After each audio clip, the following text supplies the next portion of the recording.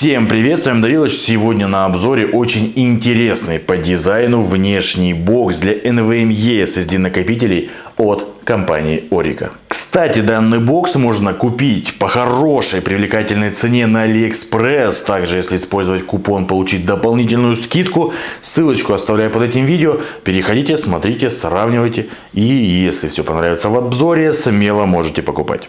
Заказал я, друзья, внешний бокс в интересном дизайне от компании Orica. Он уже приехал, распаковочку вы уже, конечно же, увидели.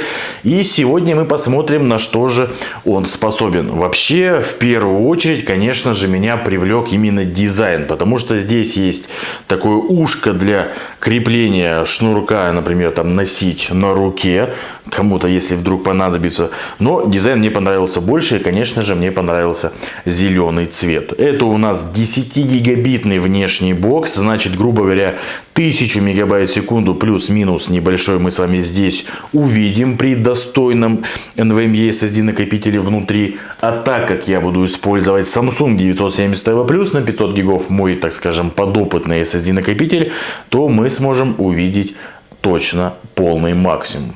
Первое, что хочется отметить после получения, это, конечно же, цвет. На самом деле немножечко отличается. И если по картинке на официальном сайте ты смотришь и кажется, что там корпус металлический, ты такой думаешь, о, если там типа вот на корпус сделан, то там вообще будет все шикарно, круто и классно. Но нет, друзья, корпус здесь у нас полностью пластиковый. И, возможно, я чуточку расстроился, но тестировать-то все равно надо. И все равно нам надо узнать, на что же он способен.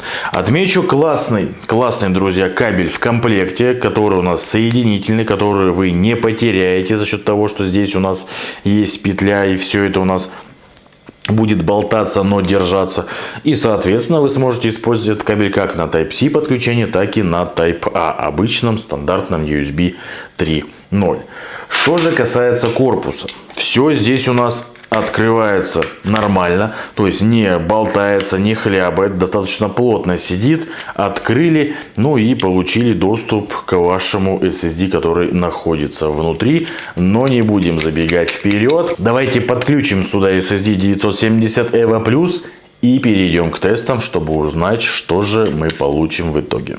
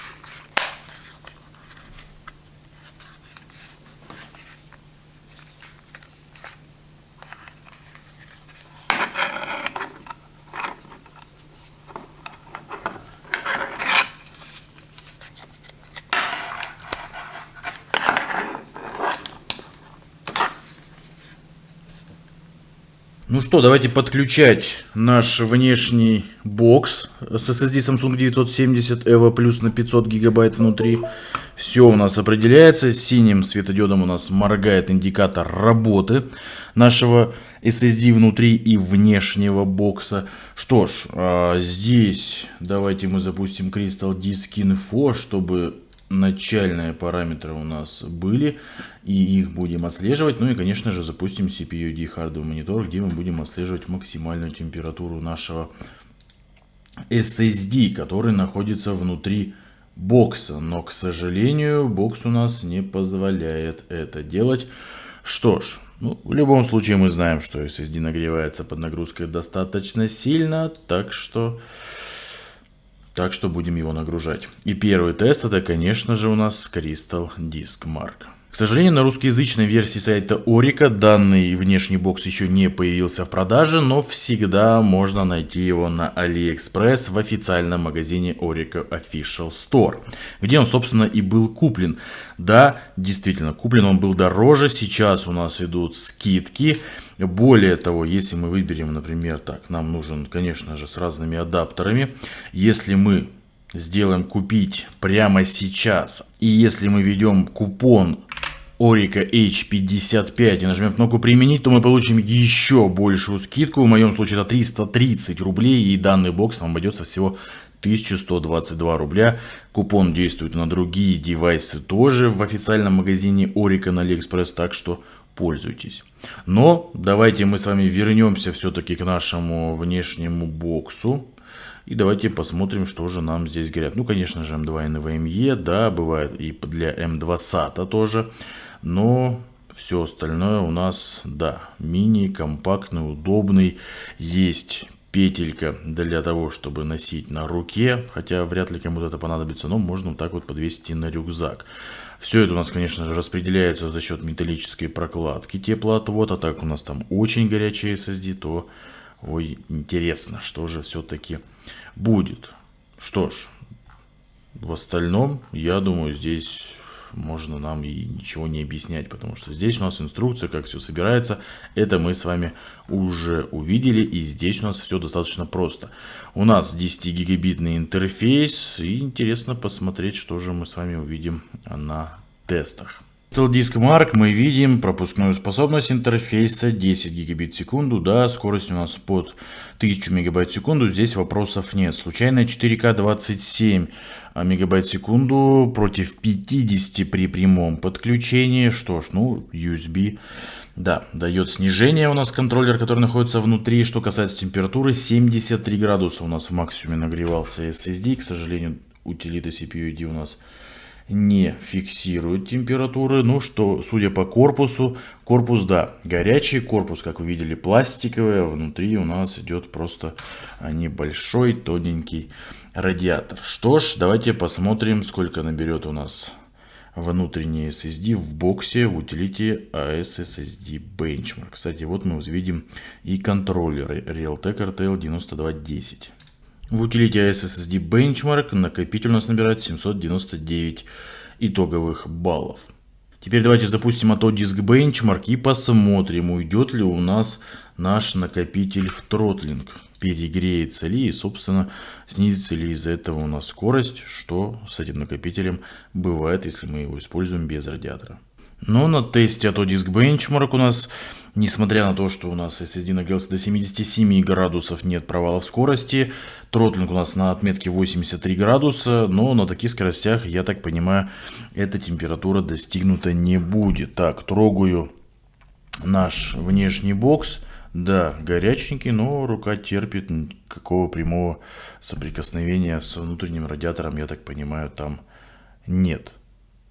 Горячий, горячий. Так, идем дальше. Смотрим, что же у нас покажет нам Adja Video System. Ну, здесь все, в принципе, как и ожидалось. Но в утилите 3D Mark наш накопитель в боксе от Orica набирает 995 баллов. Что ж, давайте свернем все проведенные тесты. Кстати, давайте покажу я вам операции ввода-вывода, какие у нас на SSD в боксе сейчас получились. Все сворачиваем, и сейчас, так как уже пауза была сделана достаточно длительно, будем забивать наш SSD и вообще смотреть, как он будет себя вести, будет ли у нас тротлинг в процессе заполнения. 100 гигабайт первая папка у нас пошла. Смотрим, 670 мегабайт в секунду. Отличный. Отличный результат для внешнего бокса. Но здесь, в принципе, ничего удивительного, потому что внешний бокс у нас на 10 гигабит в секунду. К концу записи первой папки скорость у нас держится на отметке 660 мегабайт в секунду. Температура у нас 64 градуса. Продолжаем SSD заполнять. А после нагрева до 83 градусов скорость у нас снижается до 530, 511. даже видели 510.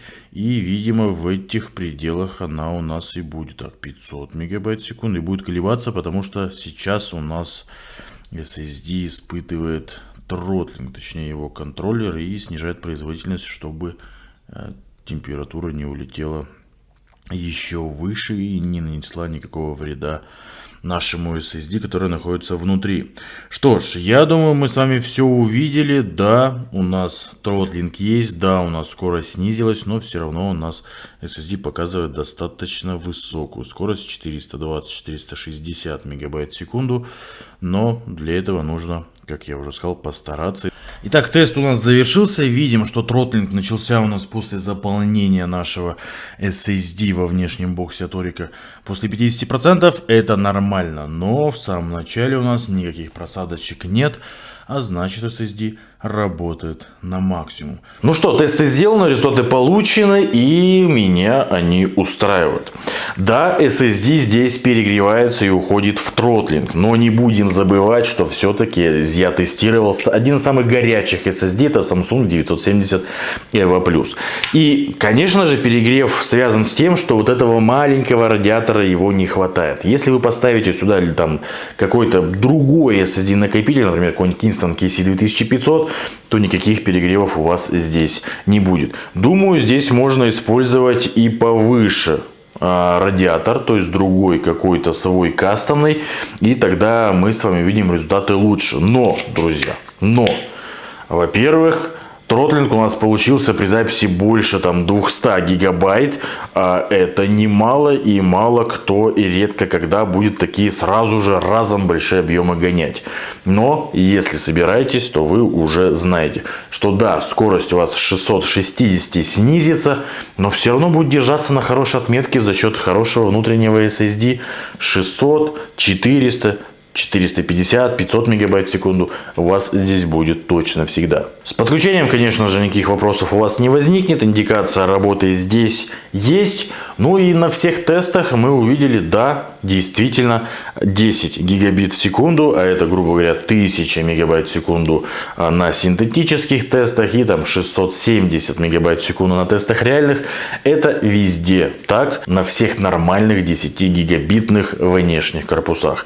Что ж, у Orica получился очень интересный корпус с интересным дизайном. И да, он дешевый. За счет использования пластика в корпусе он действительно дешевый. И за счет скидок на AliExpress и купона вы можете купить его прямо вот совсем дешево. Так что переходите по ссылке под этим видео и смело можете покупать. Ну, на этом у меня все. Ставим лайки, подписываемся на канал, вступаем в группу ВКонтакте. Не забываем про сайт ProSSD и увидимся на новых обзорах. Пока-пока.